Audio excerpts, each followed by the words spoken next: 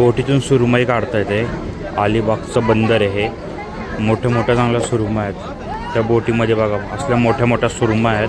खाली खच पडल्या सुरमयांचा आणि असं बोटीतून असं सुरमया काढल्या जातात इथं अलिबागच्या बंदरावरती. इथं किलोवरती सुरमई चालू आहेत. भरपूर सुरमई आहेत मोठ्या मोठ्या प्रमाणावरती. काय किलो आहे सुरमई? 600.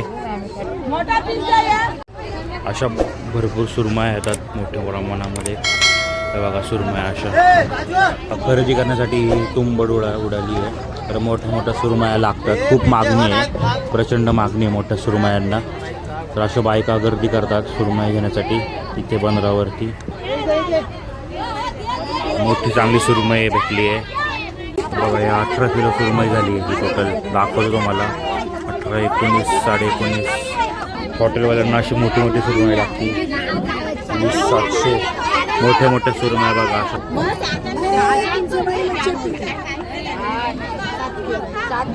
असं सुरमईंवर बर्फ मारून बाजारात जातात विकायला. आणि बाजार आपल्याला जे विकायला दिसतात त्याचं फ्रेश सुरमई मिळतात अलिबागच्या बाजारामध्ये. तर बघा इथे पण चांगला सुरमईला बर्फ मारला आहे. दाखवतो थोडा झूम करून. ताजी सुरमई आहे, थंड फ्रेश राहावी त्यासाठी बर्फ टाकला आहे. आणि बांगडा पण इथे मस्तपैकी बर्फ मारलेला. ताजी सुरमई मिळून जाते अलिबागच्या बंदरावरती कायम.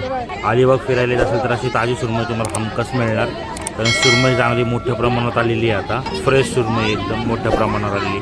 बांगडे पण ताजे मस्त मोठ्या प्रमाणावर आलेले आहेत. मासे भरपूर आले ते. हा कुपा मासा आहे. हा पण खायला खूप चवदार लागतो.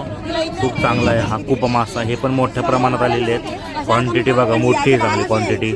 हा शार्क मासा आहे. शार्क माशाचं पिल्लू आहे. हा शार्क मासा आहे. मोठे मोठे मासे अजून बघायला मिळतील मला. त्यांच्याकडून भरपूर सुरमई आहे. असे प्रत्येक ग्रुप घेतो आणि बाजारात जातो विकायला. हा पोपट मासा म्हणतात त्याला. हा पण चवदार असतो पोपट मासा.